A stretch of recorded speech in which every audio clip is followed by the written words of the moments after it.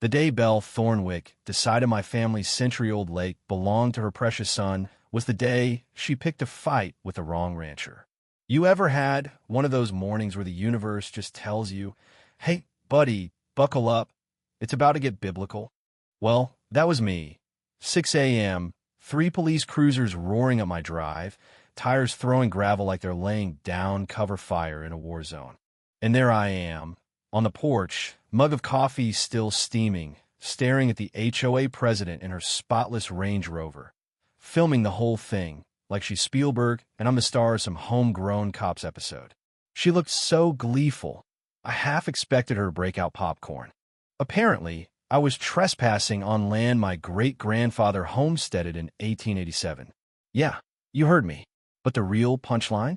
Her influencer son, Tucker, had been charging tourists $200 a head to fish my private lake. The very lake where my grandma's ashes still whisper through the reeds at sunset. I nearly spit my coffee when Belle, in full Karen mode, whipped out a stack of official documents, fresh off the inkjet, accusing me of blocking community access. But Belle, God bless her, had no idea I controlled the budget for every service that kept her little suburban fantasyland ticking. And that was the day she tried to steal from the wrong family. I'm Garrett Holloway, 45 years old, Montana born and raised. Divorced, daughter off at college, rancher by blood, by sweat, and by stubborn pride. This is the story of how a suburban queen bee tried to steal my family's soul, and found out why you never, ever mess with a rancher who knows his rights. See, our land isn't just land. It's 2,400 acres of hard-earned Montana paradise, carved out of wild country by my great-granddad Augustus. That 12-acre, spring-fed lake? My ancestors built their first cabin there, 4 generations born, raised, and held buried right on this soil. When Grandma Eleanor passed, we scattered her ashes at sunset, right by the water where she'd shell peas and watch us kids swim. To this day, sometimes at dusk, I can still hear her laughter rolling gentle with the waves. That's the kind of place we're talking about. I'd spent my whole life assuming nobody would ever be bold or dumb enough to try and snatch any piece of this. And then, 5 years ago, Progress showed up wearing a suit. Developer bought up the land next door, sweet-talked everyone about rural harmony, then crammed in 200 McMansions on plots the size of a horse stall, called it Whispering Pines Estates. Like a fool, I signed their emergency vehicle access easement. Thought I was being neighborly. That's how Belle Thornwick slithered into my life, looking like she'd just stepped out of catalog. She had blonde highlights that cost more than my monthly feed bill and drove a Range Rover that had never seen a speck of real dirt. Her complaints started immediately. Cattle smell, grass unsightly. Could I mow it down and make things look more professional? I laughed. She did not. Then her pride and joy, Tucker, discovered my lake. This kid, 22, Instagram influencer, never worked a day in his life. Brought his friends out for what he called content creation, which in plain English means beer, trucks, and drone cameras buzzing overhead. Next thing I know, he's charging people for exclusive access, acting like he's heir to the Holloway legacy. The gall, my grandma would have washed his mouth out with soap and sent him running. Tolerance turned to trespass, then turned to straight-up business. Tucker was pocketing $300 a pop for authentic Montana wilderness. And let me tell you, the stench of entitlement was thicker than fresh manure in July. Then came a manila folder. Belle showed up one evening, smile so fake you could smell the glue. She'd done research, homestead documents proving the community had water rights. Spread her papers on my kitchen table, all highlighted and stamped, except her subdivision, Whispering Pines, didn't exist until 2019. My great-granddad's homestead predated it by 132 years. Amateur hour. But my granddad always said, never let a liar know you're onto them too soon. So, I took photos, kept my poker face, told her I'd show my lawyer. Belle thought kindness was weakness, thought rural meant ignorant. She was about to find out otherwise. A couple weeks later, County Inspector Martinez shows up, looking like he'd rather be anywhere else. Sorry, Garrett, but a lady called headquarters said I was illegally restricting water access. We walked my fence line. Boundaries perfect. Martinez just shook his head and said, "This is horseshit." But official reports still got filed. Bell was building a paper trail, making this look like some ongoing dispute. Diabolical, gotta admit. Then Bell pulled out all the stops. She called a community meeting, stood up with poster-sized aerial photos, spun wild tales about cattle contaminating the watershed, said my aggressive behavior was threatening families. Even hinted I was losing my mind. It burned. But the worst part? She started rumors the ranch was failing, that I'd be forced to sell to developers any day now. Around here, that's character assassination. Time to fight back. First thing, I hired the best surveyor in the county, Martinez's own brother-in-law. GPS mapped every inch. Turned out Bell's pristine fence encroached 3 feet onto my land for 200 yards. Next up, security cameras, night vision, cloud backup, the works, documenting everything at the lake.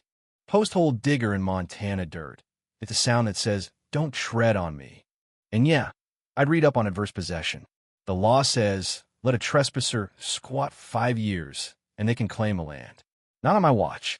Those cameras paid for themselves in a week. Saturday morning, Tucker rolls in with a film crew.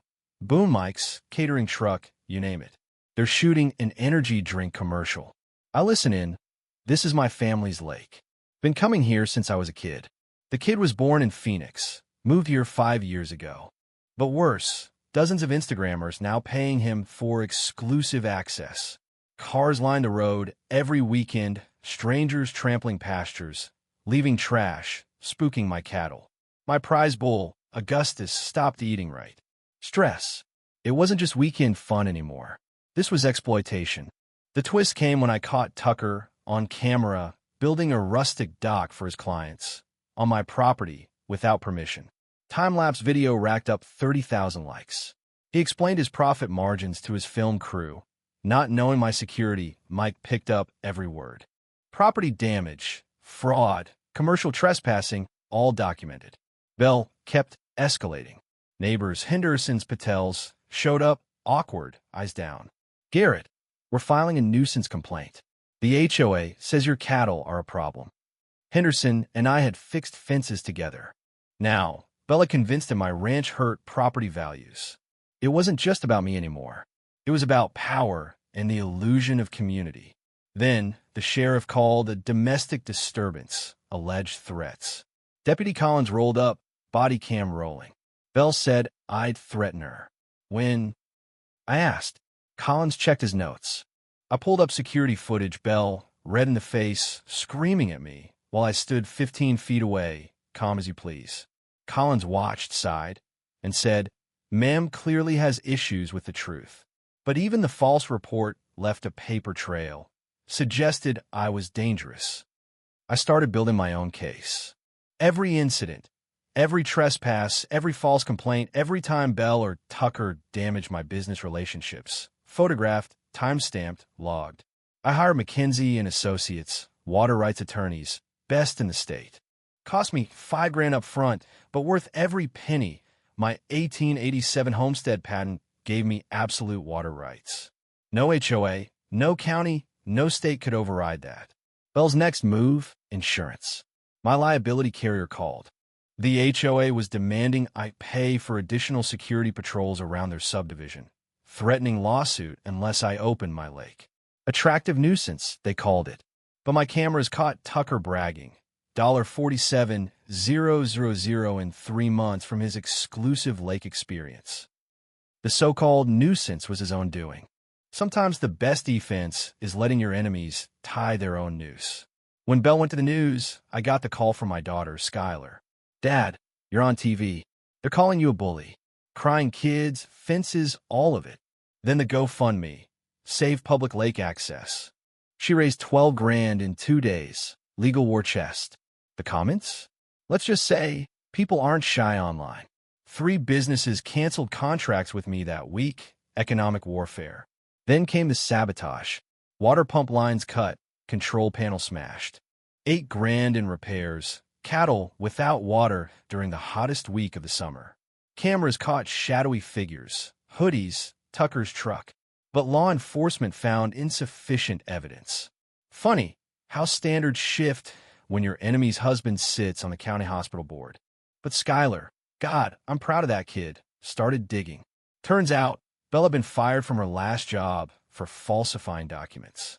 Her husband's bank, under federal audit for sketchy loans. The same bank holding the subdivision's mortgages.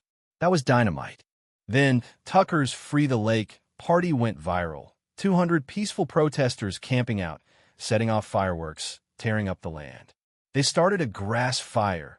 40 acres burned, $15,000 in damages, wetland habitats ruined. The emergency services bill? Addressed to me. 5 years, every service call to harass me, billed to my property. Belle was using my money to wage war on me. That led me to my grandfather's old filing cabinet, and the twist of all twists, a folder marked County Service District, 1962. Turns out, my ranch wasn't just land. It was the legal anchor for the region's entire service district. By law, I was the administrator. I've been paying 60% of the taxes, funding police, fire, road maintenance, everything. I held the power to approve, deny, or audit any municipal service. The HOA, for 5 years, had been double-dipping, billing public funds for their amenities, their private pool, their tennis courts. And I had the legal authority to pull the plug. I assembled my team, lawyer, accountant, my daughter. We mapped out the whole scheme. The kickbacks, the shell companies, the security firm owned by Belle's husband's partners, charging $400,000 a year for patrols that never showed.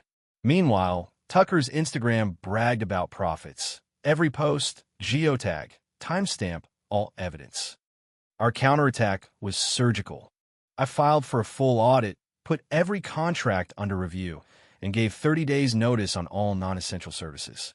Essential services, police, fire, would remain, but at fair market rates. The rest? Gone. At the next HOA meeting, I presented it all. Color-coded binders, financial records, Instagram videos, audio recordings, even Belle's offer to bribe me if I just let it go. She tried to claim miscommunication. The commissioners weren't buying it. Community testimony rolled in. Neighbors admitted Belle had threatened them, forced them to sign complaints, or face foreclosure from her husband's bank. Environmental groups testified about the ecological destruction. Even some subdivision folks turned on her. They couldn't afford the emergency assessments for real services now that my funding was pulled. When the dust settled, the authorities took over. Belle was arrested for fraud, conspiracy, and filing false reports. Tucker faced federal charges for tax evasion and trespassing. The HOA board was dissolved, the house sold, the bank collapsed, and justice, real, hard justice, rained down on all of them. But the real lesson, the one that still stings? It wasn't about the money, the land, or even the family name. It was about power, who thinks they deserve it, who abuses it, and who's willing to fight for what's right. Sometimes, people convince themselves that kindness is weakness, that rural means ignorant, and that paperwork beats heritage. But out here, legacy matters. Law matters. Truth matters. I started the Rural Heritage Protection Fund with the restitution money, helped 47 other families defend their land from suburban bullies. My daughter switched her major to investigative journalism. Now she's out exposing corruption wherever she finds it. The Montana legislature even passed a new law, the Belle Bill, cracking down on HOA abuse, making transparency the rule.